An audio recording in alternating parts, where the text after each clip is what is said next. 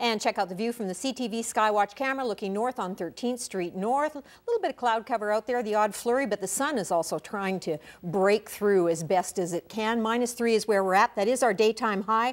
We got down to -6 at midnight and we stayed there for 8 hours. We never budged. Winds are out of the west-northwest right now and they're varying between west-northwest and northwest. So we're not getting that westerly consistent flow that we need at the surface and aloft to really push those temperatures into positive values. Mind you, -3, we're certainly not in the deep freeze. Areas all over southern Alberta looking at those minus values, of course, and to the west of the Continental Divide. Slightly warmer for you folks, just crossing into the positive numbers. Here's a low pressure system on the coast that's actually going to be advantageous for us as we get into the start of next week. The rotation around this is going to pretty much stay on the coast, maybe move just a little bit inland, but the rotation around will kick up some warm west-southwesterly winds into southern Alberta, and we're expecting that to happen on Monday. But prior to that, we have a drift off of all the cloud and the snowpack that's depositing in the higher elevations. We're getting a little bit of drift off of that, and we're getting some low-level cloud as well. So that's why some areas are seeing pockets of snow. That low-level cloud has a little bit of flurry activity attached to it.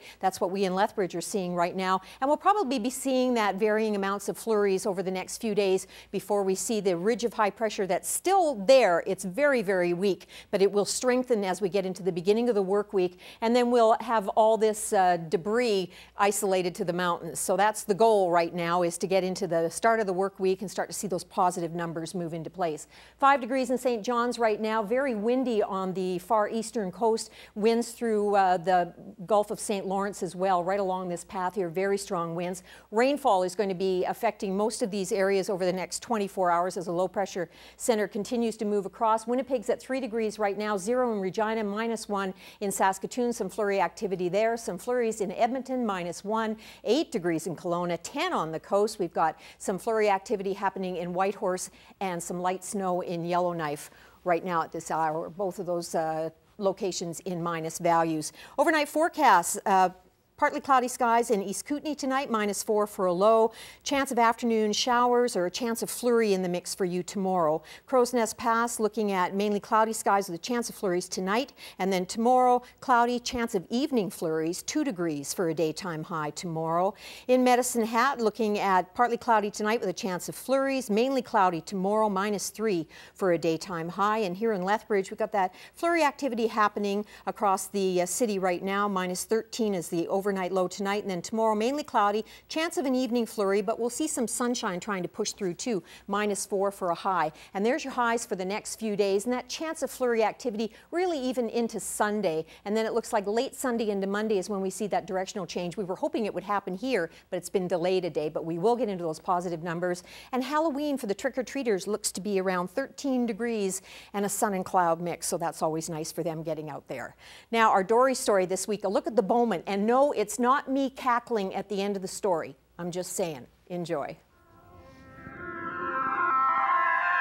Built in 1912, this building has gone from a manual training school to a high school, elementary school, a museum, and finally to the Bowman Arts Center. In 1964, after the school closed, members of these groups attended a meeting of the Special Committee on the Bowman Center, put together by City Council. Mayor Schering wanted to give local groups a chance to rent space and have a home at the Bowman. Eventually, the Allied Arts Council managed the building. I talked to Derek about the history of the Bowman and what plans lay ahead now that the new Arts Center is near completion.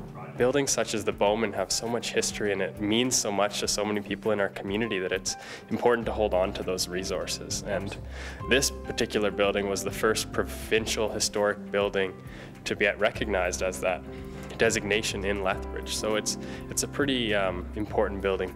It's a city-owned building, so it's up to the city of Lethbridge to decide what to do with the building. It won't get teared down. It's a provincial historic building, so the Bowman is going to stay, which is great because it has so much historical significance for our community. But what its next purpose is to be decided. Derek also added that the resident ghost named Star, often heard at the Bowman, has apparently no intention of leaving.